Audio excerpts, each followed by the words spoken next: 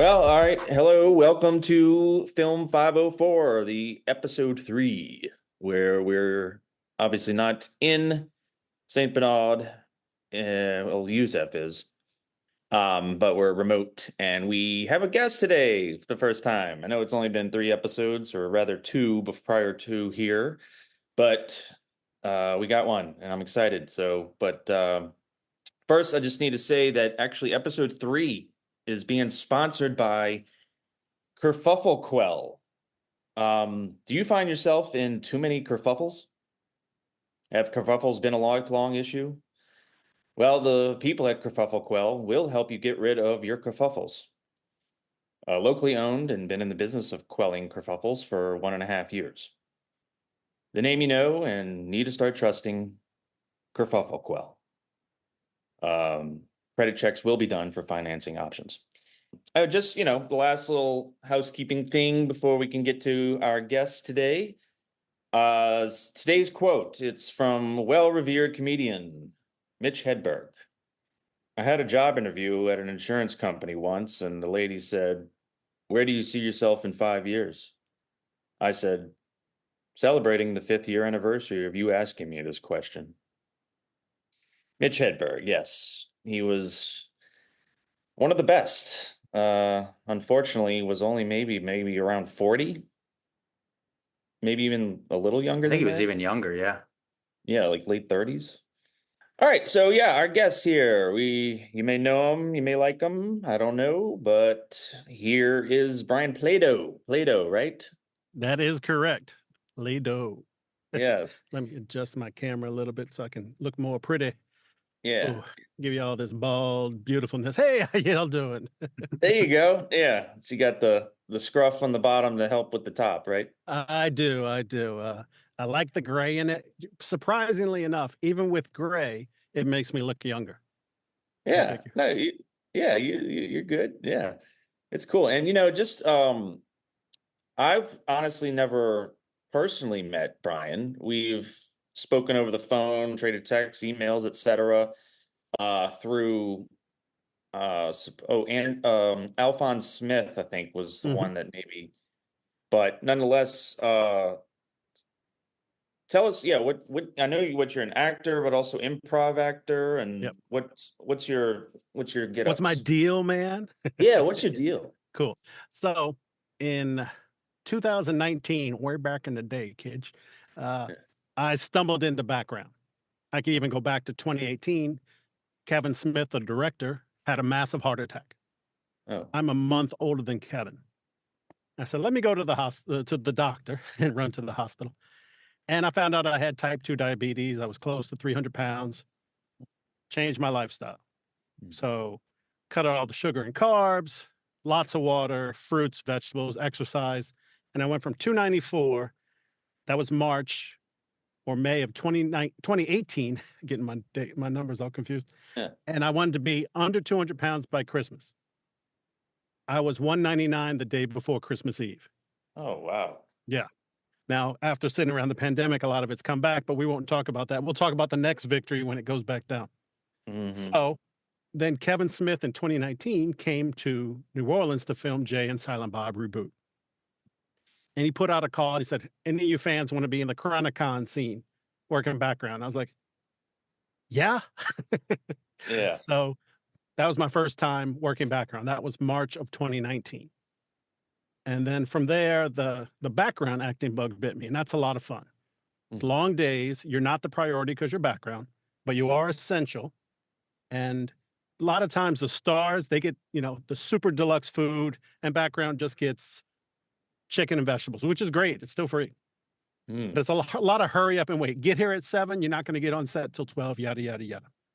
So then Keanu Reeves and Alex Winter came to town, Winters, to film Jay, to film Jay and Silent Bob. No. Bill and Ted Face the Music, the third Bill and Ted. Yeah. And I was like, oh shit, I need to be a part of that. And so I worked background on that. And I was starting to kind of think about lines in movies and how would I become an actor, which I never thought was possible in my life.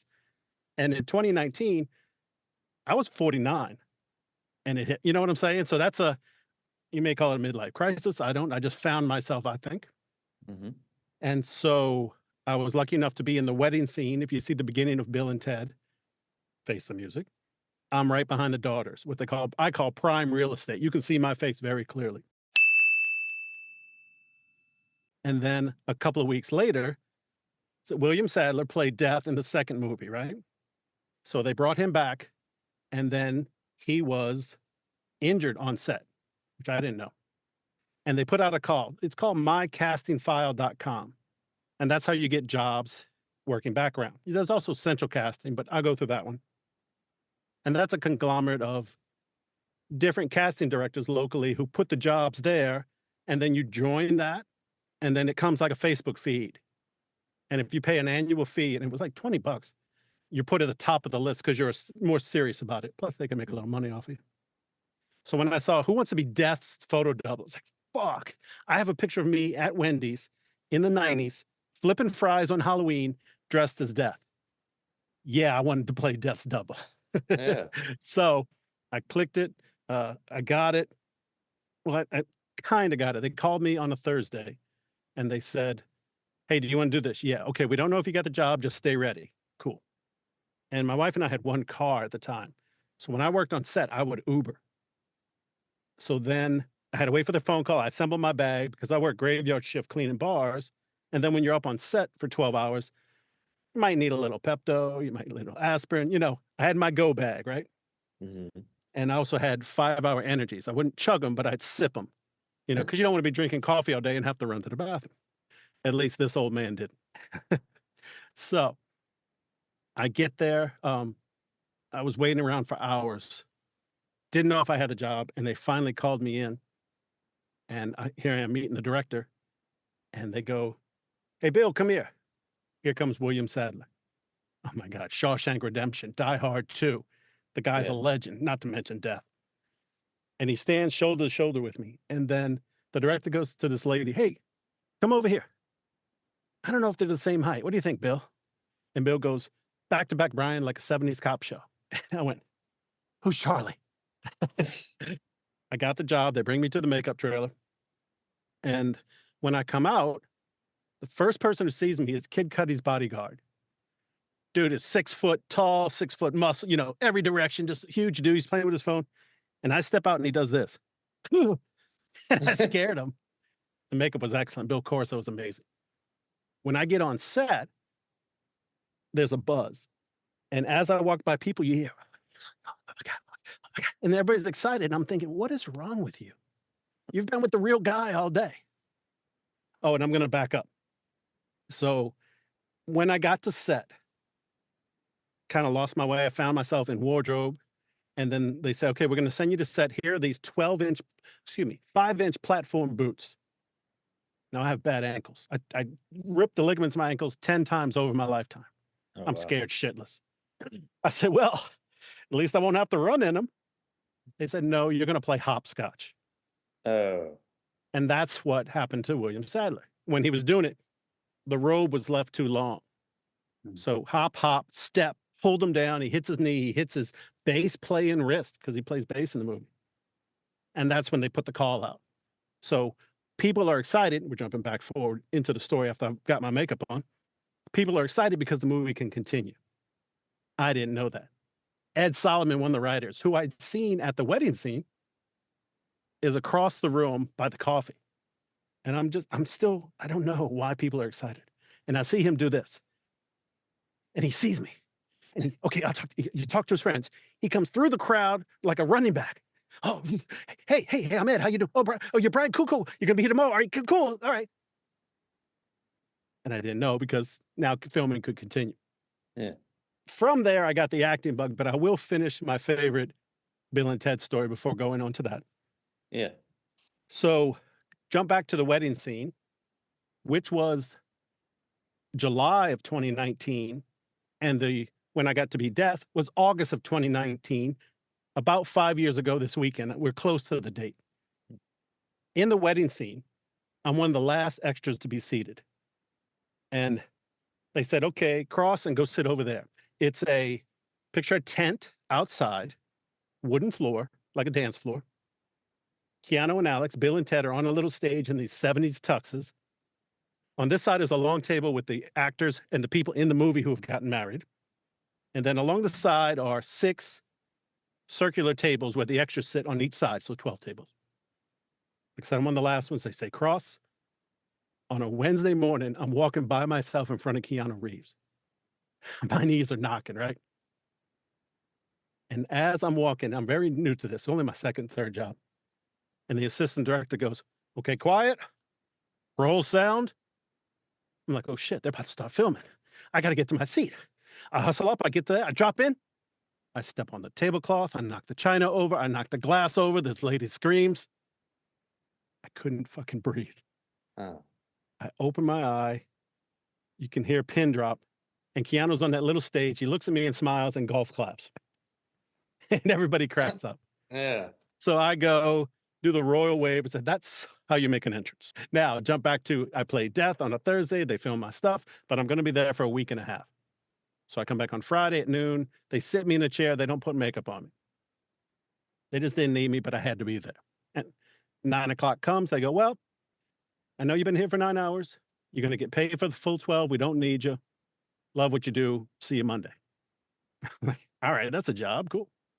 Hmm. But when you finish up, you have to sign your paperwork. And to do that there, you had to step out of the set and then go into a door. So I go outside for one step and into the next door. As I step out, a car pulls up. Keanu gets out the passenger seat. And you're not supposed to bug the stars. You definitely can't bug them for autographs and, photos. If they talk to you, you can talk to them. Right. I had been so nervous when I first got the job, or when I was trying to get the job. I'm standing with my backpack. They said, wait here. There's no chairs. And Kristen Shaw looks at me and goes, hi. And I did this. I went, hi. And just turned. I freaked out. I fanboyed. I love her. Now Keanu's driving up. And with that mindset, I never wanted to get in trouble or lose a job, but I was like, ain't nobody here. I'm going to talk to this guy. Hey, Keanu, remember that scene where I knocked everything over and you clapped? Thanks for taking the pressure off me, buddy. And he went, and we fist bumped. So I've touched the one. Oh, Yeah. Well, that's funny. Yeah. Thank you. That's And, good. yeah, I'm sorry. I'm sorry. I was going to say, and right after that, I started taking acting classes with Jim Gleason. Yes. And then improv started that January of 2020. So October of 2019, January of 2020 with improv. And I found where I belong. You know what I mean? It's been Awesome. a long 5 years. Thank you. Long 5 years of struggle. And I'm finally settling into it. But I can look back and always see where I wanted to be an entertainer, but didn't have the opportunity. Yeah. Awesome. Cool. Yeah. And you, what improv class that you went to, or didn't you host one or something, or what was it? There have been a few. Yeah. I first took improv for actors from Anubis Improv. And that was a month-long class for each level, 3 levels each, 3 levels. But we'd get on a Zoom call like this, and he'd give us a little lesson, like this is this part of improv, like heightening, and it's not a rule, but there are no rules in improv. There's a structure, a technique, and then you throw it out the window. You know what I mean? So you study, and then when you're doing it, you don't think about it. It just, you're refining your skills, I guess what I'm saying. Sure. And then we do scenes. So like you and I would be doing a scene, and then Yusuf, right? Did I pronounce your name right? Yusuf, yeah. Yusuf. Okay. Then you and I would do a scene, and we 2 people, like everybody would do 2 scenes like that, right? And a lot of people don't like improv online. There's a little bit of delay, especially even Zoom's better now, but you get the point. And then we go around the circle and say, what did you take away from today? And every time the first words out of everyone's mouth is, because we touched that creative part of ourselves, the stress was gone. It was really amazing. Yeah. And during that time, I reached out to a man named Mark DiCarlo. He played Jimmy Neutron's dad on Jimmy Neutron. Yeah. And he had a show called Baffa the Bear. And it was an augmented reality bear. And like we were talking, but the cartoon bear is live. You know what I mean? And so you'd interact with him. And he had Brad Sherwood on from Whose Line Is It Anyway? So I called him. I said, hey guys, why don't you join us for our improv and our Zoom? And they went, okay. And then Yeah. they challenged me to do some improv. I held my own. I can share that Yeah. clip with y'all. And then we also got Greg Proops and Jonathan Mangum. So it was we were learning without being taught. Right. You know what I mean? It was a great pause. And so the next year, when the vaccine came out, we finally finished level 3 and we had our recital. And that was a great night. My favorite scene, I was 2 girls had walked up, 2 ladies, and then I walked in because it didn't always have to be 2 people. And they sat down and started talking about airplanes. So boom, I'm the steward. And then it's like, okay, ma'am, I understand you're nervous. We're used to people being nervous about flying. And we started our scene. It just happened. And while we're doing it, outside, this loud as hell motor started going. I don't know if it was a blower or what. And I'm like, ma'am, it's okay. You don't have to be nervous. Don't worry about that sound. They're just fueling up the plane. It's nothing. It's nothing. Yeah. And the crowd fell out, you know. Yeah. So That's cool. thank you. Yeah, I love doing improv. The ones you were talking about, Mark DiCarlo, who I spoke of, I hosted him, and we had some people come.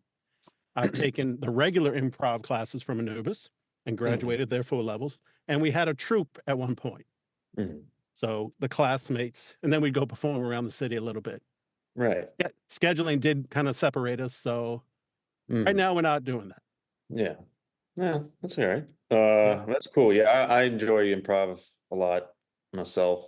Did it Second City in Los Angeles like ages ago. I heard and I read what they closed that one down anyway. In I'm Los not Angeles. I'm not sure. I've somebody Yeah. was talking about Second City out there, but I also know that they have online classes too. Yeah, well, and I mean the main one, obviously Chicago and all that. But regardless, I mean I never studied in Chicago. I studied in LA, like say a Right. long time ago, and then I did a little improv theater in New Orleans again a little while ago. But yeah, it's like there's an art and there are guidelines and foundations and all, so it's not just a free for all. However, it's just so liberating when, like you said, all that shit, any like kind of supposed structure or borders just disappear, Right. you know. Yeah. But that's cool. Yeah. Thank you. Thank you. Yeah, and I know you mentioned, I'm sorry, I hadn't seen you do a podcast. What what's it called again? NOLA Film Scene with TJ and Plaideau. TJ Sebastian and I co-hosted. Okay. And I met TJ. Jim Gleason has a class called The Circle, and he Yeah. doesn't like us to talk about what's involved in it, but I call it like an actor's lab. I met TJ there, and whenever I take selfies with people, I'm making friends, just that's who I am.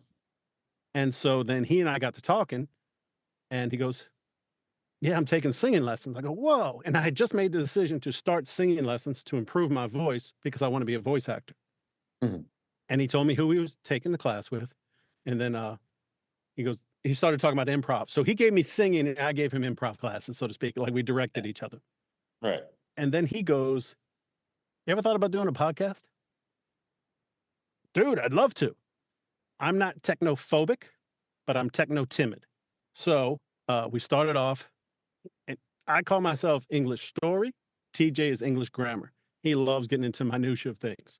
He's great with computers, lots of history with that. And so we balance each other out. And I'm big and boisterous and telling stories and yada yada. Not that he's not, but you know what I mean. Yeah. So when we started, and I don't know if you know Hick Sheremy. I'm trying to think of our friend. You may not, but anyway, another bearded guy. And he was our first guest. And then after a couple months, TJ was like, "Oh, I don't have any time to audition." I go, "What?" Because you edit the podcast, like y'all know. I don't know how much you do because yours more video. You take out the spaces, you take out the ums, and then you do the sound balance. And he was doing it all, and he barely had time for his family. I'm like, "Oh no, no, no." And then I got the Adobe programs, so I do the edit now, and I make it nice and smooth. He does the sound, and then we release. And we started. The first drop was September 2nd, 2023. Okay.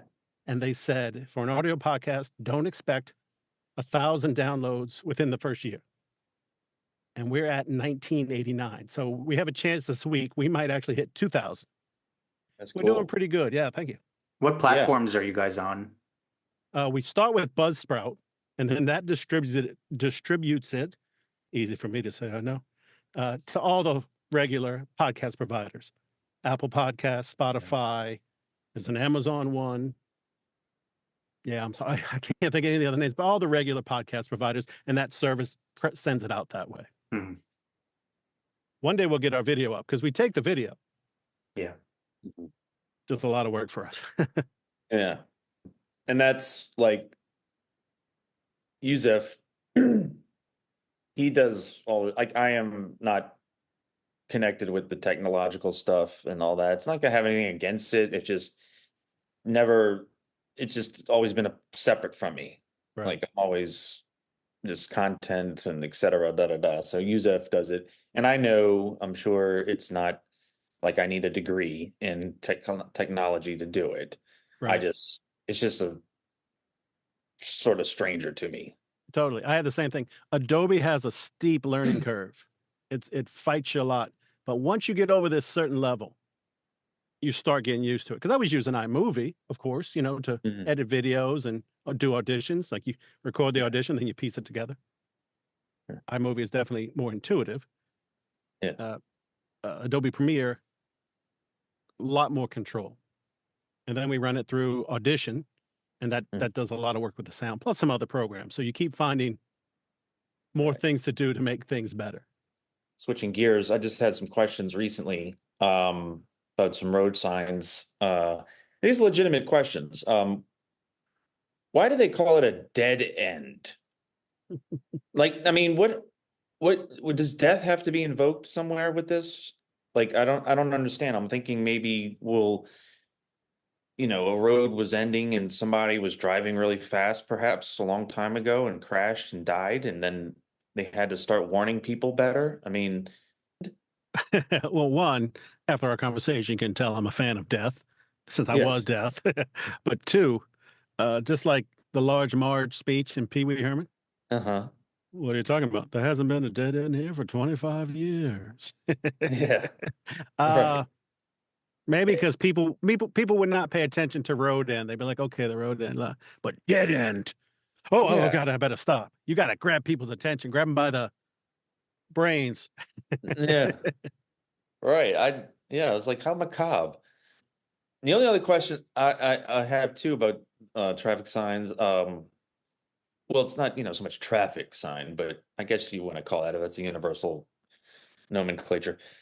Um, when they have, speed bump, right? And then Yeah. some places have speed hump. What, why is there, I get it, maybe the hump's a little larger and you need to go a little slower, but I mean, I get the idea. Regardless, I got to slow down one way. I mean, or somehow. I mean, what can't it just be a universal fucking speed bump or something? It might be a gender thing with lovely lady humps. Yeah, perhaps. I've never Yeah, we seen got first. I've never seen a speed hump. You haven't? No, Have you, Brian? I've probably done a couple, but I've never seen one. I think I've seen where the sign says hump, not speed hump. Whoa. So you're That's confused. so vague. Yeah. Or Hump is that like a ahead. direction to your life? I mean, Here comes a big pitfall. Slow down, asshole, before you break your transaxle. all right. That's even a word. Yeah. No, but that's seriously, there is, like I say, there in some parking lots or even roads, like neighborhood roads, it says speed hump. And anyway, yeah, but are there any ones or stuff like that that confuse y'all or anything? Just speed limit signs. I can't. Yeah. To quote Sammy Hagar, I can't drive 55. Sorry, I noticed so I'm originally from New York, so I noticed in Louisiana it's really a speed suggestion and not really a limit. Yes. And that's, I think, the way it should be. It should be just suggested. Not like, I mean, I drive the speed limit. People pass me and give me the finger here. I'm like, well, I'm sorry. I'm sorry for driving the speed limit. really? Like that happens like often? Where I live in St. Bernard, yeah. Yeah. The drivers here, Like it's worse than New York. It's worse than like taxi drivers in New York. It's insane. They have death wishes, and I think there is some like backwoods shit too, where you got like a 12-year-old in the back of a pickup truck, and he's just like standing while the car is driving 40 miles an hour. It's a lot of that stuff too. That's funny. It's all fun and games, so somebody loses an eye. Yeah. Yeah, right. Yeah, it's Yusef lives out, I mean, nothing wrong with it, but he lives pretty far out in the St. Bernard area, that I'd never been to. But he's a nice place. He got like pretty much, you still don't know how many acres it is, right? You didn't ask? I don't know. Yeah, It's a few. yeah. But apparently he also has like a jungle or something in one of the acres. I don't know what. Yeah, most of the land is like not very friendly. You can't live. We call those woods around here. Not so Yeah, much, it's just not too many woods. jungles. Yeah. Although it's kind of tropical. So are you out Chalmette way? Are you No, Chalmation? I'm way past that. I think around here they say down the road. But I'm almost at the end of the road. So that's how down the road I am. Just don't make it a dead end. Shit. Yeah. We got a lot of those here too. It's him, it's a gator, and then it's a swamp, and that's about it. Yeah. Yeah. And a seawall. And the seawall is nothing but a suggestion too. I understand. Yeah. Yeah. Knock on wood. I shouldn't joke about that at the end of August in New Orleans. Sorry. Yeah. And if you're listening and don't know, this is the peak of hurricane season. This is when we Yeah. clinch everything and just hold it. And I'm sorry if it has to go another way. We pray for it not to hit us, and then we will pray for our neighbors who did get hit. But Yeah. that's what the coast always does. Like, please, please, please. Okay, let me help the neighbors, but Right. don't come here. Yeah. I'm pretty impressed by I guess it's a lot better now than it was around Katrina, but I'm pretty impressed by like the seawalls and the levees. And when Ida hit, Ida was worse than Katrina, and we just had like wind damage here. Like it was amazing. Well, I believe it was Ida that she was going to skirt. I live in Kenner. I'm near the airport. And the storm, it was going to just barely miss us, most of the strength. And as she hit landfall, she then turned a little east and said, let me go to New Orleans, and started sucking that swamp water up along the way, strengthening herself, and dumped it all over my house. I'm in, you go further into the city, into Jefferson Parish, and then into New Orleans, and they didn't have it as bad. Like you said, it was wind. Yeah. And it's because she sat. Katrina came in, and if I remember right, as Katrina hit the land, it dropped down from a 5 to a 4. Ida, I think she stayed. If she didn't hit as a 5, she built back up. Yeah. Because if you're listening or watching and don't know, when you look at a hurricane, it picks up water on the west side. You're looking down the map on the left side, and then it'll dump it on the right. So it's like an uppercut, like a punch. And I was in the punch for 10 to 12 hours, and it sounded like a constant tornado. First time in my life. It was strong. It took my carport out, so I heard the crack. Thought the house was coming down around me. Dude, growing up, we've never had it this bad. I don't know if you want to call it climate change or just things are getting, happening, whatever. But, when Katrina was coming, it was a 1 as it was over Florida, category 1. I wasn't going to evacuate. Category 1, you just have a drink and chill, Yeah. Even a 3 back in the day, never worried about it. And after Katrina, and then after Ida, I hear the number 3 and I'm getting the hell out of town. Yeah. I'll come back to rubble. I won't care. It's just. Right. Anyway, let's talk some happy thoughts. How do we get on this subject, man? What you doing? I don't know. It's Yusuf. My fault. Hurricane, that would be, but still, I mean, have they even got to where maybe there's a Hurricane Yusuf? I mean, what are the chances? Probably not. But if there was, I would be pretty happy. Even especially if they spelled it the right way, I'd be really happy. I think we went in past 26 last year, the year before, and we ended up going back to different letters, like double letters or something. Yeah. Well, I mean, yeah, that happens because then I thought they go back into the Greek alphabet. Yeah, yeah. After Z, it's like alpha. Right, right. Beta or whatever. I don't know, but yeah. But they're being more, I mean, I think mostly a lot of the hurricanes these days are Hispanic. Got to build that wall. No, I mean a wall and a seawall. I don't know if I'd say they're all Hispanic. They come out with a list. no, I know a lot of them. I'm saying, Yeah, I'm denying that comment. Ladies and gentlemen, send your letters to Will and Yusuf. yeah, no, it's nothing against them. I mean, you know, No, no, I know, but I mean, Ernesto was the last one, and then you know, They're but taking jobs away from hardworking American hurricanes. yeah. yeah, that's the new political slogan. You We know, used to have American hurricanes in this country. yeah, yeah, exactly. I think when was you know, hurricanes allowed to be just called women names? Like, was that maybe in the 50s or 60s? Like they didn't get the honor probably before that. Why do You they know? even need names? So we can remember. Right.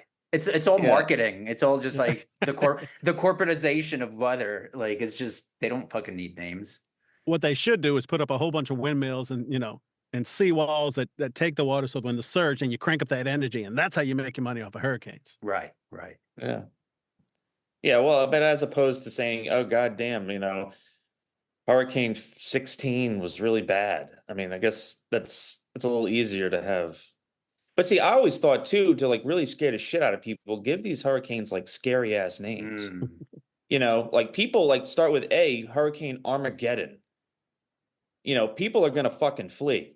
Or two names, a nice name and then a scary name. So category 1 through 3, or tropical storm through 1 or 2, 3.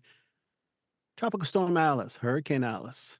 4 or 5. It's Armageddon time. Get the hell out of Dodge. Yeah, that would work. Definitely. But yeah, and as far as the movies and stuff, when y'all seen some good films or TV shows? I just saw Deadpool Wolverine. Loved it. I'm a Marvel fanboy. I am. I don't hate.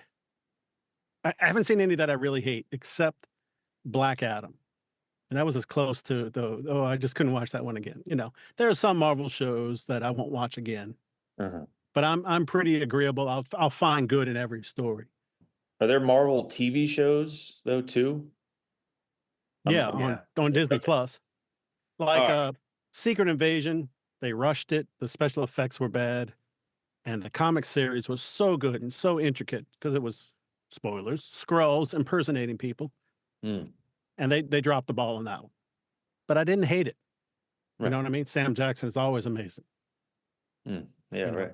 You can find good in things. I think that's my critique of critics, and then of the internet. All they want to do is find something to hate and bash. And look, the more negative you are, the higher your views go. I always say, let the story take you where it's going to take you. I know somebody who Wonder Woman 1984 came out. It was okay. Wasn't as good as the first one. And somebody put a post online and said, I write Wonder Woman fanfic, and that's not what that character would be like. I'm like, first of all, okay, I understand. But they didn't let the story tell them what it was going to be. You see what I mean? Like, find something enjoyable. And then if you don't like it, that's fine. And those people are perfectly free to hate things. I just find it better to find things to enjoy. Absolutely. Yeah. Yusef, what about you? Any films or TV shows? Yeah, I just lately I've been trying to watch a lot of Louisiana-based and New Orleans-based movies. Just I'm trying to be a filmmaker here, so I feel like I should know the history of all that. So I watched a lot of bad ones, but I finally saw a good one, Hard Times with Charles Bronson, from 1975. I think Walter Hill directed it. He plays a hobo during the Depression, and he rolls into New Orleans and becomes a bare knuckle boxer, like a underground bare knuckle boxer. And it was awesome. I really, really enjoyed it. Very gritty, very dark, street level movie. Beautiful, beautifully shot. I love seeing places the way they looked in the 70s and 80s and stuff like that. Yeah, I thought it was great. Some of the fighting scenes were maybe a little not great. You could tell people are pulling their punches, and the camera's not in the right place to really sell it and all that. But yeah, it was awesome. I love Charles Bronson and I love Walter Hill. I love gritty 70s movies, so it was kind of a no-brainer for me. Yeah. Yeah, Oh, that's well, good. I'll have to check that one out. check it out. Yeah. Hard Times. Yeah, if you like, just masculine sort of macho movies, Walter Hill. That's pretty much his forte. He only makes movies like that. So You should check out, maybe if you haven't already, The Cincinnati Kid. I've heard of it. I've never seen it though. Late 60s. Norman Jewison directed it. Steve McQueen's in it. Edward G. Robinson, I think, is in it. Mhm. He plays kind of a bad guy or something. But it's in New Orleans, takes place in New Cool. Orleans, etc. But late 60s. It was a good movie. Cool. I haven't seen this, but I'm very much looking forward to it. Tommy Lee Jones in the Electric Mist, 2009. I think it's on Amazon Prime right now. Mm. And a detective in the post-Katrina New Orleans has a series of surreal encounters with a troop of ghostly Confederate soldiers while investigating serial killings of local prostitutes. Come on. And it's Tommy Lee Jones. Did I say that? Yeah. That sounds like the most New Orleans movie ever. Yeah. That's like when you see people in other times. Our house isn't haunted. And like different states, real estate. Right. It's 2-bedroom, it's this location, it's close to school, and it's not haunted. In New Orleans, it's like, oh yeah, it's haunted. It's haunted. But Yeah. they all are. And, That's a and our selling ghost point. is the best. Exactly. Yeah. Yeah, this house would have been like 250 grand, but it's 300 grand because it's haunted. Like, Yeah. I understand. Here you go. Yeah. A guy killed his family in it, so we're upcharging. Yeah, I'd recently watched, fiance and I recently watched a movie I hadn't seen in a while, and it was like almost like I was watching it for the first time, which was a fun experience. But Heathers.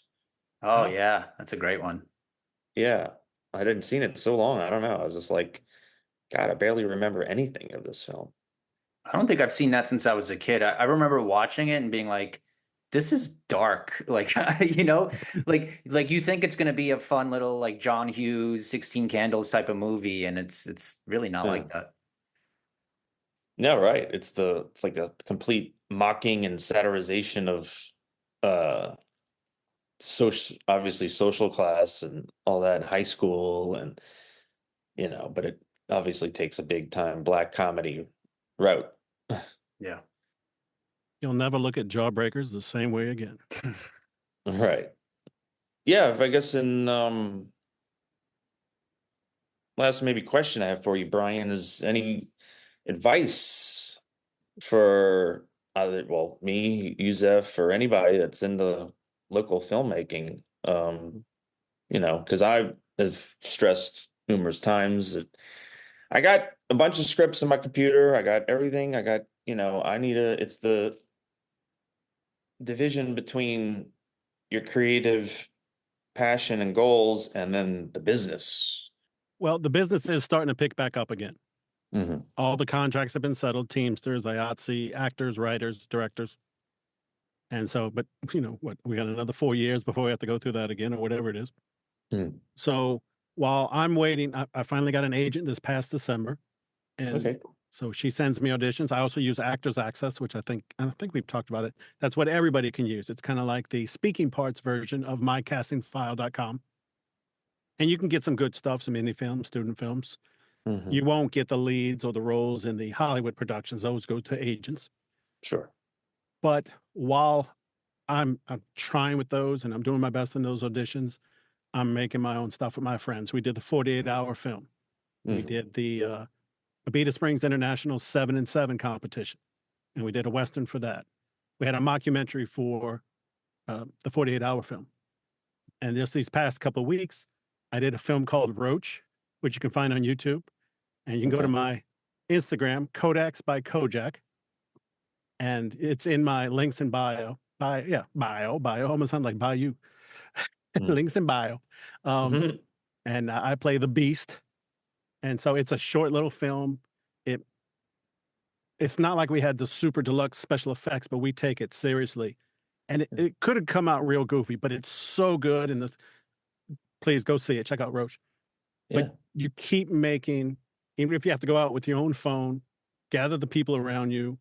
If you don't have the big camera, use a phone. Use the DSLR if you don't have the giant, Hollywood camera, and just keep making, keep learning every day. If you can't take a class, do something every day. So like, if you can't take a class, go on YouTube, read a book, talk to your friends like this. And what do you think about this? Like, hey, can we do a scene? We can go over Zoom and just break down scripts. And for those listening, you get your sides and then you break it down. What is my character saying? Why is he saying that? Other than just memorizing, you have to live the character. It's not a, yes, you have to memorize your lines. But if you got all the words right and you were supposed to be angry and you're happy, what good is that? So you have to find the character's motivation. What's the reason they're asking the question or doing the thing, whatever. But every day you can take a step and improve yourself towards your career. Could be dieting. Those classes like the weapons training. I may never be the gunslinger, but I'll know how. And people, they'll see it on that resume and go, oh, okay, he's serious. There's YouTube, almost whole classes that you can find. I always say, when I got the acting bug after Bill and Ted, I've looked up Jim Gleason, and he runs the Working Actors Studio. And that's one of the highest recommendations I can do. Find working actors. There's a lot of scams out there. A lot of people say that they can do, but Jim not only teaches, but he books. So he's doing the job. He knows what's needed. Yeah. And there's workshops, there's videos. I keep going back to that. You can find online classes like interactive like this or video lessons. And from the right person, you're still learning. And you have to be, I'm determined. That's Jim Gleason calls me his most tenacious student. In 5 years, I've gone through all 3 levels of his class, and I've taken the circle 20 times because I love digging into that part of me. But I know it's a marathon, not a sprint. And I'm not here for fame. If you want to go be famed there, go get on YouTube, do TikTok, fine. But learn the craft. The way I guess I describe it, when I was on the opposite side of the camera, just watching, I would see an actor or actress and they'd start crying and my brain would go, okay, they made themselves cry. That's not it. They broke down the script. They involved the character. They let themselves feel in that moment. Actors, they're lying. No, they're finding the truth and sharing that. And you can tell the difference between the people who are just lying and just saying lines and just making themselves cry, maybe a fake tear, to the people who are feeling it, who you watch their emotion and it resonates with you. And that's the goal for me, to always bring the truth to any role. And this industry will beat you down. They don't care about you. It's not like they're coming to get you. They just don't care. And that's just the way it is. Make them care. You know what I mean? And there are days when some actors, you just can't get out of bed because of depression, because, every audition, you never hear back from them. Take that one step and get out of bed. Take a shower, wash off, take a breath. Another step, another step, another step. Just keep going forward. And you'll make it someday. Maybe you won't make it on their Hollywood set, but you'll make your own. You know what I mean? Yeah. Well, thank you very much. Yusef, you got any questions or anything? No, but everything you just said, I fully believe in. My wife's an actor, mostly voice actor now, but when we were in New York, she would get really discouraged because she's in the circuit, and you go to 50 auditions, they don't amount to anything, and it's hard not to let that get to you. And I basically gave her a speech one day similar to what you just said, with the caveat of, how about we write and direct our own stuff instead of you waiting for someone to come get you or discover you. How about we just put you out there ourselves? And that kind of got us down this whole path of having a production company and making movies and all that. But yeah, I fully stand behind everything you just said. It really resonated with me, and especially the whole, you just got to do something every day. You have to send that signal out into the universe that no, I'm an actor, or I'm a filmmaker, or I'm a writer. Here's my end of the deal. You know, I'm doing all this stuff. So, and I'm a big believer in that the universe will listen to you if you're speaking to it seriously. So, Yeah. When you resonate with that determination, right. it will come back. Yeah. When you send that energy out, I'm really getting a big kick onto the kick of energy, like when I interact with people or when people interact with me, and kind of reading their energy. And it's the same thing. You can tell when people are serious. I've had, oh, I want to do what you do. Okay. When like I've told you, my casting file, you do this, this, and this, and there's a lot of work, Yeah. you know, and you're not going to get famous. You know, that's the rare air. So if you're going to do that, this isn't worth it. Yeah. No. You know? Well, I appreciate you very much, Brian, for joining us, taking your Thank time you. out. I'll write you a check or something. As long as it's not Bitcoin, we're cool. I don't trust that. Oh, no. Yeah. But it was a great episode. Real fun. And Lots of fun. Thank you for having me. yes, and we'll definitely put the link up on your podcast and all the other things you mentioned. And my Instagram, please. I love Yes. taking pictures. Like I talk, not only those selfies, and that's where I don't really do much Twitter or X, whatever the hell it is. Threads just kind of happens after Instagram. Facebook, I put everything up. But Yeah. Instagram, I kind of curate the pictures and, you know, Codex Sure. by Kojak and NOLA Film Scene with TJ and Plaideau. Yes. I gotcha. And then where can we see Roach? Where did you say we should? It's on YouTube. YouTube. But if you Okay. go to my Instagram and then Yeah. the link in the bio. Okay. Right. Okay. And I hear myself saying bio and link in the bio. Right. Link in bio. And it's in my link tree. All right. Link tree. Okay. Yeah. All right. Well, thanks a lot. And definitely keep in touch, and we'll, try to travel together in this somehow. Cool. Good meeting you, All Yusuf. right. Nice to meet you too. Good to again. Well, this is the time we've seen each other, Will, but I'll say good to meet you again. Yes. We've gone Yeah. from the type to the conversation. Correct. Had a great time. Thank you for having me here. All right. Thank you, Brian. Take it easy, everybody.